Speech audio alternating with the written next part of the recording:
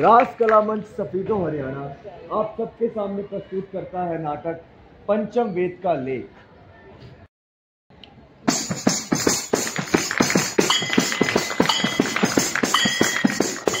रिद्धि सिद्धि के दाता मेरे गणपति, रिद्धि सिद्धि के दाता मेरे गणपति, तेरी कृपा से मुझको मिले सम्मति, तेरी कृपा से मुझको मिले सम्मति।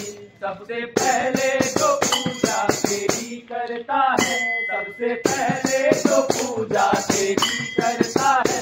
गणपति तू अमंगल को हर लेता है, गणपति तू अमंगल को हर लेता है। रिद्धि सिद्धि के दाता मेरे गणपति, रिद्धि सिद्धि के दाता मेरे गणपति, तेरी कृपा से मुझको मिले सम्मति, तेरी कृपा से मुझको मिले सम्मति। पूर्व ग्रंथ समाप्त हो गया है, अब जो कुछ सीखा है उसका अभ्यास करो। और हाँ, इस बात का ध्यान रहे कि ये नवीन प्रयोग है, इसमें तनिक भी चूक नहीं होनी चाहिए। प्रणाम स्वीकार करें मुनिवर। सदा स्नेही रहे। कहे ऋषिगण, किस प्रयोजन से आना हुआ? हे मुनिवर, जब से आपने नाट्य शास्त्र की रचना की है, हमारे हृदय में कई प्रकार के प्रश्न उठ रहे हैं। हम उन्हीं के उत्तर के लिए आपके पास आए हैं। कहिए, क्या प्रश्न है आपके? पूछिए। प्रणाम गुरुदेव। नाट्य शास्त्र की उत्पत्ति कैसे हुई? इसका उद्देश्य क्या है? बहुत अच्छा प्रश्न किया आपने। ये प्रश्न नहीं, नाटक के जीवन को समझने का सार है। इसमें जब त्रेता युग में मनुष्य काम और लोभ से वशीभूत होकर अधर्म और संघर्ष के मार्ग पर चल पड़ा, तो इंद्र ने ब्रह्मा जी से प्रार्थना की कि कोई ऐसा माध्यम हो जिसमें देखना और सुनना एक साथ हो, जिसमें धनुष और मनुष्य एकदम अपने अर्थ और धर्म के मार्ग पर चल सके। किंतु गुरुदेव, वेद तो ज्ञान के भंडार हैं। इनमें जगत का रहस्य छिपा है। वेद अपने आप में ही इस उद्देश्य की पूर्ति के लिए पर्याप्त थे, फिर ये नया वेद क्यों? ये इसलिए कि समस्त जन के लिए सुलभ हो सके। सामान्य जन को नाटक दिखाकर उन्हें शिक्षा और धर्म के मार्ग पर ले जाया जा सकता है। इसी मंगल उद्देश्य को पूर्ण करने के लिए ब्रह्मा जी ने चारों वेदों के तत्वों को मिलाकर नाट्य वेद की रचना की है। चारों वेदों के तत्व? वे क्या है गुरुदेव?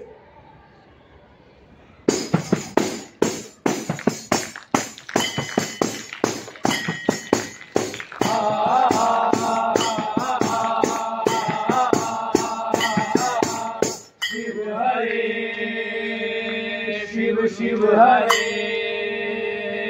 शिव हरे, शिव शिव हरे।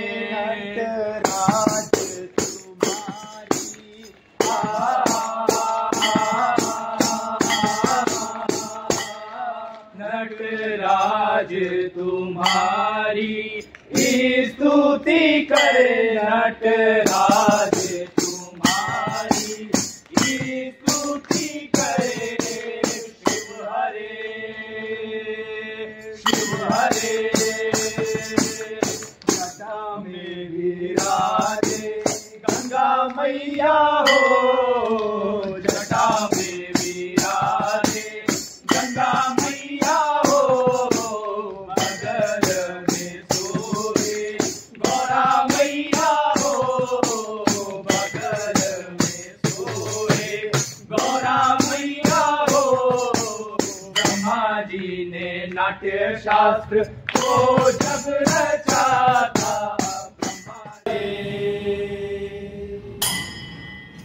नाटक में ये जो पाठ आपने सुना, इसे ब्रह्मा जी ने ऋग्वेद से लिया है और इस सुंदर गान का आधार सामवेद है। यजुर्वेद से अभिनय और अथर्ववेद से रस लिया गया है। इन्हीं सभी अंगों को मिलाकर नाट्य शास्त्र की उत्पत्ति की गई है। गुरुदेव, तो क्या नाटक केवल देवताओं के लिए बनाया गया है? नहीं ऋषिगण, जब दानवों ने ब्रह्मा जी से यह प्रश्न पूछा तो ब्रह्मा जी ने उत्तर दिया कि नाट्य शास्त्र तो सबके लिए है। देवताओं, दानवों और मनुष्यों के समस्त शुभ अशुभ कर्मों का फल दिखलाता है और नाट्य शास्त्र में समस्त ब्रह्मांड का समावेश है। अद्भुत, अद्भुत गुरुदेव। भौतिक और अलौकिक का समावेश, बहुधर्मी, सारे प्राणियों के भाव की प्रतिनिधि कला। हाँ ऋषि, नाट्य में तो संपूर्ण ब्रह्मांड के ज्ञान है। ऐसा कोई भी ज्ञान नहीं जो नाट्य में दिखाई ना दे। मुनिवर, नाट्य कला तो उत्तम कला है। ये उतनी ही जरूरी है जितना कि जीवन जीने के लिए सांस लेना। फिर हमारे संसार में इसे गंभीरता से क्यों नहीं लिया जाता? कलाकर्म को अनावश्यक क्यों समझा जाता है? हम तो कलाकार हैं, नीति के नियंता नहीं। कला कर्म करना हमारा धर्म है। हम कलाकारों और कला के लिए नीति नियंताओं को विचार करना होगा, प्रयोग करने के लिए साधन और अवसर प्रदान करने होंगे। कला केवल कला नहीं है, ये तो समाज का दर्पण है और इसी के साथ साथ समाज में समानता का भाव लेकर आता है। ये भाव निसंदेह है धरती को स्वर्ग बना सकता है। निसंदेह मुनिवर, कला रहित समाज तो पशुओं का समाज होता है। इसी आशा और अपेक्षा के साथ समाज में कला और कलाकारों को संपूर्ण स्थान प्राप्त हो, जिसके वे अधिकारी हैं। मैंने नाट्य शास्त्र को पंचम वेद के अंदर लिखा है। पंचम वेद, समस्त वेदों का ज्ञान। ऋषिगण, मेरे रंग चंद्र पुत्र आपके स्वागत में अपनी प्रस्तुति लेकर तैयार है तथा आपकी प्रतीक्षा कर रहे हैं। आइए आकर नाटक का आनंद लीजिए। जी मुनिवर। प्रीति हो रहा